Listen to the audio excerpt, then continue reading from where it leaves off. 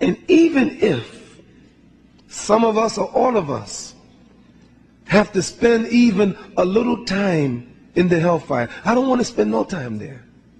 But even if we did, I'm so happy, I'm so full of hope that I remember the words of the Messenger of Allah sallallahu alaihi wasallam. He said that Prophet Musa asked Allah, who will be the least person in the paradise? I mean the least. And Allah informed Prophet Musa alayhi salatu wasalam that the least person in paradise will be a person who was in hellfire, who was burnt in hellfire so much that he became totally black by the fire. And Allah would put him in the river of life. And then Allah will say to that man, go and enter paradise. And the man will say, oh Allah, he's filled up. Everybody took their place. There's no place for me. And Allah will say, go into paradise. Here's a man who was in hell, and he will be the least and the last person to go to paradise. Allah will say, go into it. And the man said, oh Allah, please don't mock me. You're the Lord of the worlds. Please don't mock me. There's no room for me. And then Allah will say, go enter. And the man will enter, and Allah will ask him, would you like to have a kingdom like the great kingdoms of the people or the kings of the world? He said, yes. And Allah will say, you shall have that, and it's like, and it's like, and it's like, and it's like, and 10 times more. And this person will be the least in heaven, and Allah will ask him and tell him, you shall have everything that you desire, and whatever you ask for, you shall have.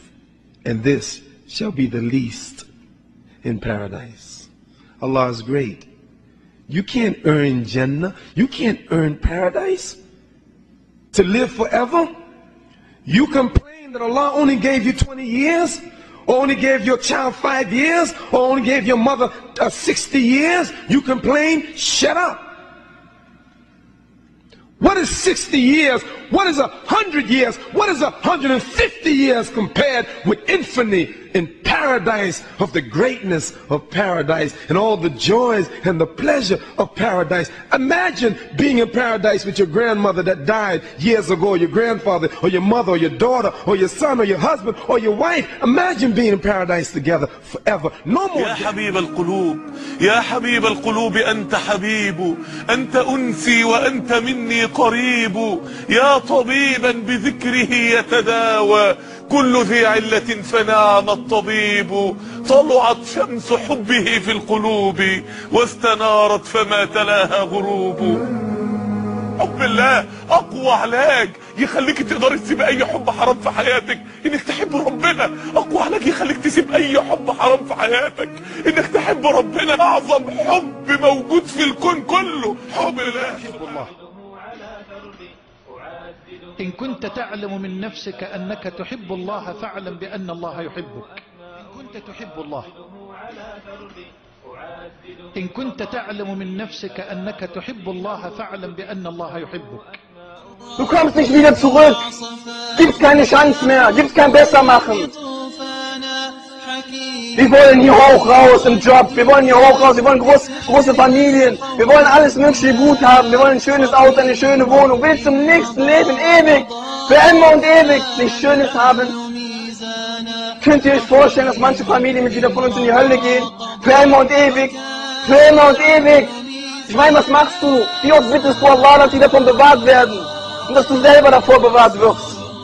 Möge Allah uns vor allem bewahren. يشتاقون إلى الجنة. Those who desire paradise work for it. They strive for it. Brothers and sisters in Islam, the Prophet ﷺ described a mu'min in this life, and he said, "Ad-dunya sijnul mu'min wa jannatul kafir." It is the prison of a mu'min, of a believer, and it is the paradise of a kafir, one who rejects Allah. Yes, it is a paradise, because they believe that this is the only life they're going to live.